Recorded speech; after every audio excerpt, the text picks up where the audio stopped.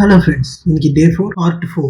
இன்னைக்கு நாம டிரா பண்ண போறது சரிகா ஷா. இவங்களை ஏன் டிரா பண்ணணும்னு கேட்டுக்கிட்டே பாருங்க. சரிகா 1998ல அவங்களோட கல்லூரி படிப்பை படிச்சுக்கிட்டு இருக்காங்க. சம்பவம் நடந்த அன்னைக்கு கல்லூரியில இருந்து அவங்க ஜூஸ் குடிக்கலான்னு அவங்களோட தோழிகளோட வெளியே போயிருக்காங்க. குடிச்சு முடிச்சுட்டு அவங்க தோழிகளோட பேசிட்டு வரும்போது அங்க ஒரு ஆட்டோ சரமாரியா வருது. அதுல இருந்த ஆண்கள் அங்க இருந்த பெண்கள் மேல எல்லாம் தண்ணீரை பீச்சு அடிச்சுக்கிட்டு இருந்தாங்க. வாட்டர் பேக்கெட்ல இருந்து அதை சரிகா மேலேயும் அடிக்கிறாங்க. அந்த ஆட்டோல இருந்த ஒருத்தர் சரிகா மேல அப்படியே பாயிறான். சரிகாக்கு என்ன நடக்குதுன்னு தெரியறதுக்கு முன்னாலே அவங்க நிலை தடுமாறி அப்படியே பின்பக்கமா வீறாங்க. அவங்களோட பின் மண்டையில பலத்த காயம் ஏற்படுது. அதிகமான ரத்தம் வெளியேறுது. இதை பார்த்த தோழிகளும் பொதுமக்களும் அவங்களை எழுப்புறாங்க. ஆனா அவங்களுக்கு நினைவே இல்லை. இதை பார்த்ததும் அங்க இருந்த கும்பல் அந்த ஆட்டோல வேகமா கிளம்பிடுச்சு. உடனே சரிகாவோட தோழிகள் அங்க இருந்த ஒரு ஆட்டோவை பிடிச்சி சரிகாவை ஏத்திக்கிட்டு அவங்க காலேஜுக்கே கொண்டு போறாங்க. அங்க போயிட்டு டிபார்ட்மெண்ட்ல அவங்க ஸ்டாஃப் கிட்ட எல்லாத்தையும் இன்ஃபார்ம் பண்றாங்க. உடனே அவசரமா அப்போலோ மருத்துவமனையில அட்மிட் பண்றாங்க. அவங்களோட அப்பா அம்மாவும் வந்துட்டாங்க. அங்க டாக்டர்ஸ் தீவிரமா சிகிச்சை கொடுக்குறாங்க. ஆனா எந்த பயனும் இல்லை. சுய நினைவுக்கு அவங்க திரும்ப வரவே இல்லை. சரியா 6வது நாள் அவங்களோட பிறந்த நாள் அன்னைக்கு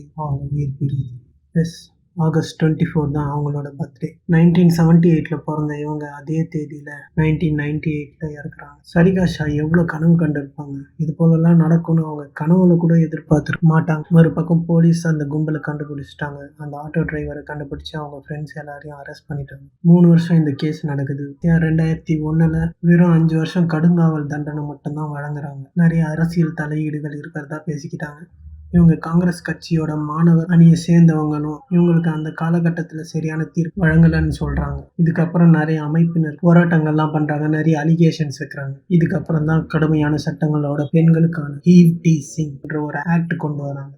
இந்த சம்பவத்துக்கு அப்புறம் தான் இது கடுமையாக்கப்படுது. இந்த டைம்ல இதை ஏன் சொல்றேன்னா, வர வர கிரைம்ஸ்லாம் அதிகமாகிக்கிட்டே இருக்கு. பேரண்ட்ஸ் அவங்க பசங்க என்ன பண்ணுறாங்க, என்னென்ன பழக்கத்துக்கெல்லாம் அடிக்டாக இருக்காங்கன்றதை கண்டுக்கிறதே கிடையாது. ஸோ பேரண்ட்ஸ் தான் பசங்களுக்கு புரிய வைக்கணும். அவங்க பண்ணுற சின்ன தப்பு கூட மற்றவங்க வாழ்க்கையில் மிகப்பெரிய இம்பேக்டை உண்டு பண்ணுன்றதை தெளிவாக அவங்களுக்கு புரிய வைக்கணும். இதை பற்றி மற்றவங்க தெரிஞ்சுக்கணும்னா ஷேர் பண்ணுங்கள். தேங்க்யூ.